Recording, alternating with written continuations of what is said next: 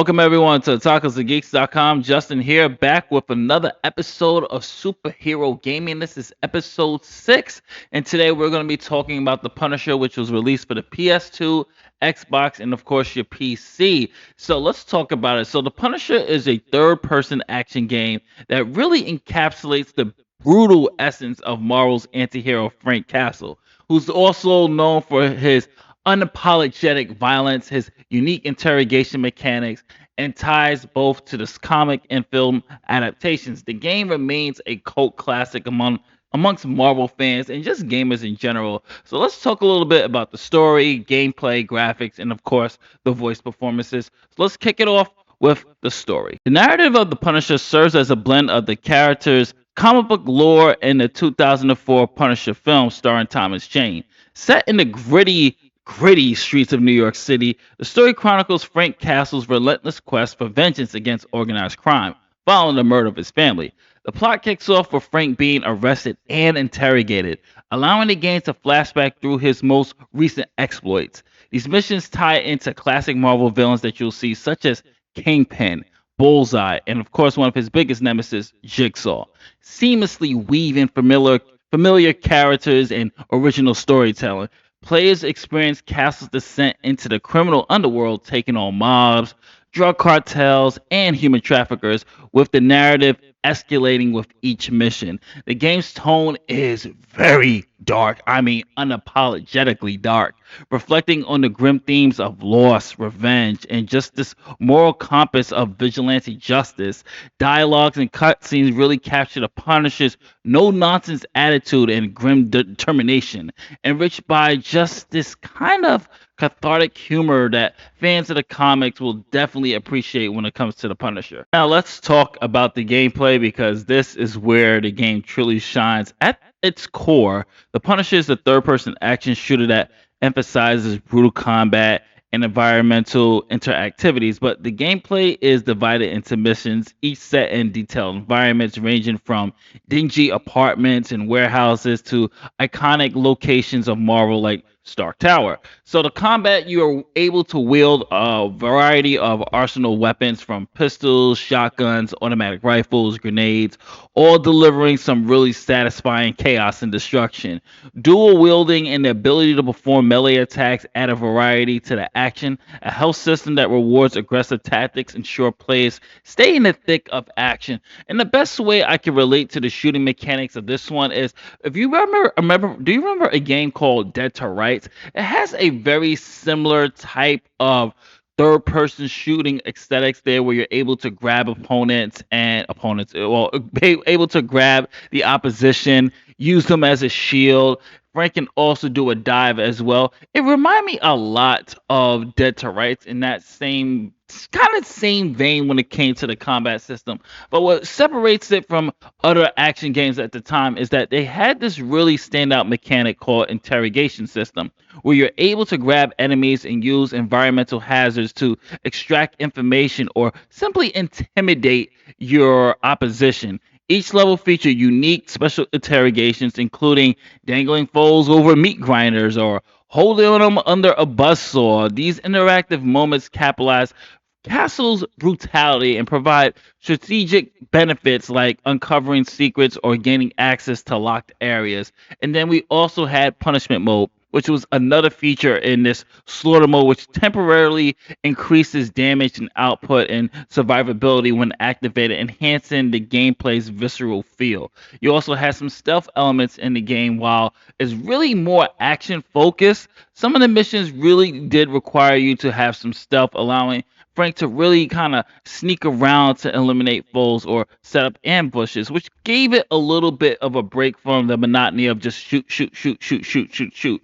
And then finally, the gameplay is entertaining, but it does occasionally suffer from repetitiveness. However, the inclusion of unlockables and comic book inspired extras and challenge modes really gave people more of a replay value. So let's talk a little bit about those graphics. Honestly, I will have to say this. The graphics still hold up to this day, which, just playing it over, I'm just like, man, that's just the great thing about this type of era that we were in the early 2000s. These games still hold up to this day. 16-bit era games still hold up. Hell, even some NES game graphically still holds up to this day. The game levels are really detailed, effectively really capturing the dark and city atmosphere of Castle's world. Stark lighting contrast with grimy textures, and it really did a good job of creating a noir aesthetic feel that really fits the Punisher's narrative tone. Frank Character's model was based off of Thomas Jane's likeness, and you really get a little mixture of a little bit of Thomas Jane's likeness, a little sprinkled in there with the actual comic book aesthetics as well. And it does a really good job of other characters such as Kingpin, Bullseye, and Jigsaw as well. And I really did like the way this game looked. Violence wise, okay, guys. Effect wise, the game's gore effects were on point. I tell you that much, with detailed executions, interrogation sequences that really did push the boundaries of acceptable violence for the time, especially for a Marvel game. And the filter was implemented to tone down the game's most graphic content, but the core brutality remained intact. And overall, guys, frame rate wise, still holds up to this day. It's chef's kiss. Beautiful looking game. I love it. Now let's talk a little bit about the performances. Get the fuck out of the road, asshole! New York City. Forget the things you've heard about the place. About the new New York. The old kitchen is called Clinton. Park full of tourists. But it's not real. The old New York is waiting just below the surface. There's nothing to help you when the darkness falls. You're laid open so the world can rummage in your guts. Just because the mayor chased away the monsters, chased them to Brooklyn and the Bronx, don't think this place has changed.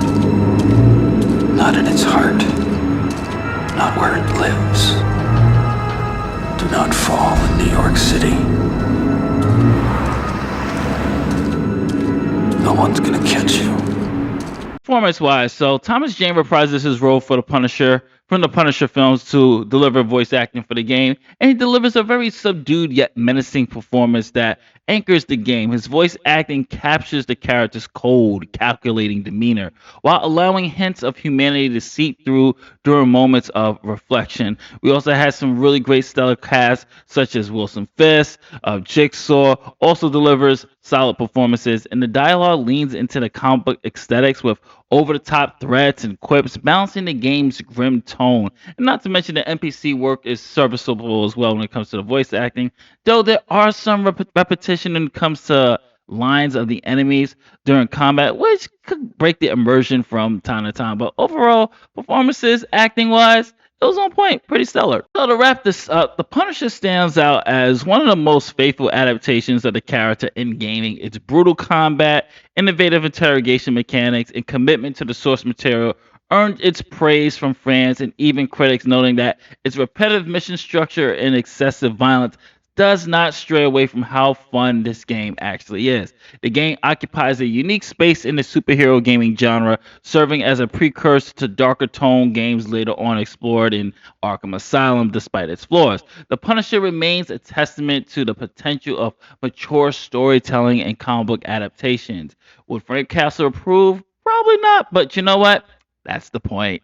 This is Justin from otakusandgeeks.com with another episode of Superhero Gaming. Did you play The Punisher back in the day? Comment below, let me know. What is your favorite Marvel game, by the way? Let me know that, because I'm going through the archives of things, and I'm just replaying a lot of things from the PlayStation 2 era, PlayStation 3 era, and I actually might go back even further and go to my 16-bit era.